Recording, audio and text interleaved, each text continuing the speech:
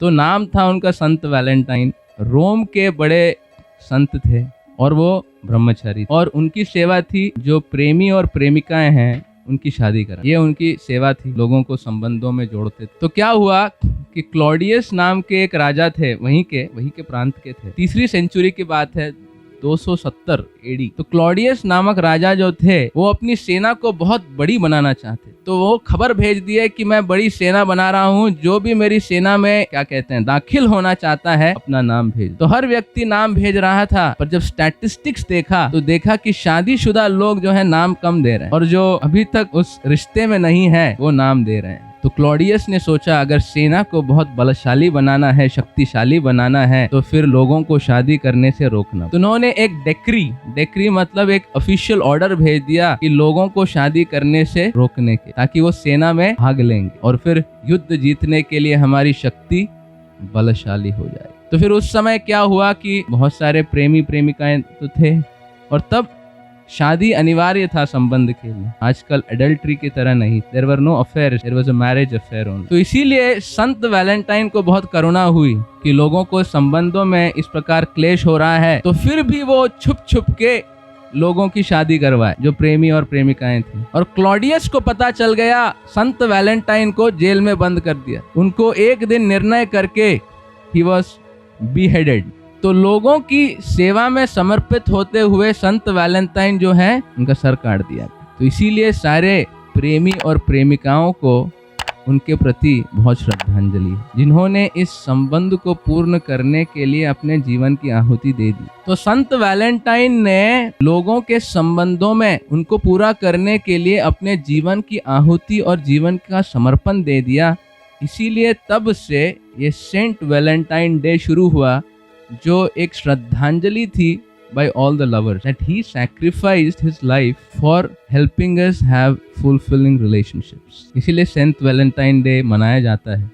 नहीं तो लोग वैलेंटाइन डे नाम सोचकर सिर्फ अपने ही मन और मौज में हैं, पर जिन लोगों ने समर्पण किया है उनके बारे में तो शायद कोई श्रद्धांजलि देता। आज कुछ वैलेंटाइन का पोस्ट बनता है और सब लोग दिया चढ़ाते हैं, ऐसा कुछ होता है क्या? और प्रेम और प्रेमिका के अगर संबंध में हम कुछ कहेंगे, if we talk about love begins with a commitment। the beginning of love is commitment, प्रतिबद्धता। संबंधों की शुरुआत होती है जब आप निर्णय करते हो कि मैं इस संबंध में प्रतिबद्ध हूँ। माता पिता की जब संतान होती है, शादी होती है, या किसी भी संबंधों में पहले एक कमिटमेंट होता है। इसीलिए तो जोर शोर से शादी होती है। कोई व्यक्ति कहे कि भाई शादियों में इतना खर्च क्यों होता है, लाखों करोड़ों में खर्च करते हैं, जीवन की पूंजी पूरी लगा देते हैं कि किसी पुत्री की शादी करानी है, ताकि वधू और वर के मन में वो एक कमिटमेंट, वो संस्कार जागृत हो कि हम दोनों एक दूसरे के प्रति प्रतिबद्ध हैं। जीवन भर हमारा समर्पण है एक दूसरे की सेवा के लिए। That is called commitment. If a child is born who is half mad, जैसे एक मैं व्यक्ति को देखा था, 40 साल के निक्कर पहन के घूम रहे हैं और बच्चों की तरह हरकतें हैं, और परिवार अभी भी उनके ऊपर पूरी तरह समर्पित है उनकी सेवा करने के लिए, उसको कहते हैं कमिटमेंट और प्रतिबद्धता। और ये प्रेम की शुरुआत का शब्द है जी। प्रेम तो वो अल्टीमेटम हुआ, दिस इज द बिगिनिंग, प्रतिबद्ध होना। तो जैसे अगर ऐसे संबंध में कोई परिवार में हो तो पूरा जीवन आप समर्पित कर रहे हैं उनको संतुष्ट करने के लिए, उनकी सेवा करने के लिए। That is commitment. तो उस प्रकार प्रेम की शुरुआत होती है प्रतिबद्धता से, कमिटमेंट।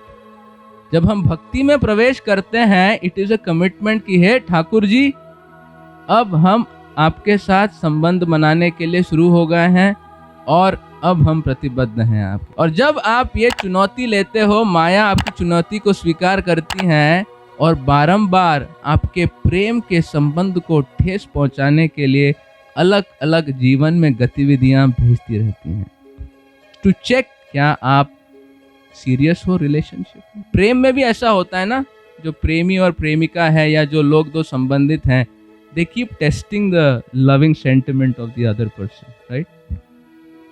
To be sure कि सही जगह पे है ना, या सही व्यक्ति से है ना। तो कृष्ण और जीवात्मा भी जब एक प्रतिबद्ध होने के लिए संबंध आगे बढ़ाते हैं, माया देवी बारंबार कुछ न कुछ भेजती रहती। कभी झोंका, कभी चौंका, कुछ ना कुछ भेजती रहती हैं और निर्णय करना पड़ता है। प्रेम और प्रतिबद्धता ही कारण है हर प्रॉब्लम को पार करने का। एक समस्या है, आप सोचते हैं कि अरे मैं तो प्रतिबद्ध हूं, क्या करूं, अब संबंध में तो प्रवेश कर लिया। किसी न किसी प्रकार को दुविधा से बाहर निकल के संबंध को आगे बढ़ाना ही पड़ेगा। There is no second thought for the commitment. उसी प्रकार भक्ति में जब हम अग्रसर होते हैं, उसी प्रकार हमारा एक कमिटमेंट होता है। और हम देखते हैं जैसे जैसे आगे बढ़ते हैं, अलग अलग प्रॉब्लम्स आती रहती हैं और हम हर प्रॉब्लम में एक ही निर्णय करते हैं कि हम कृष्ण की भक्ति करेंगे और कुछ नहीं करेंगे। यही निर्णय जो है बारंबार माया देवी सुनना चाहती हैं कि भाई ठीक है, ठाकुर जी के पास ही जाना है। इसीलिए श्रील रूप गोस्वामी प्रेम की संज्ञा या प्रेम की परिभाषा देते हैं। प्रेम वो तत्व है संबंधों में कि रिश्तों के टूटने का हर कारण है, मतलब ये रिश्ता टूटना ही चाहिए। ये संबंध में अभी इतना कुछ हो गया है कि अब ये रिश्ता टूटना ही चाहिए, पर वो रिश्ता नहीं टूटेगा, वो कहते हैं प्रेम। There are all reasons for the relationship to break, but the relationship will not break, and Srila Rupa Goswami says that is love.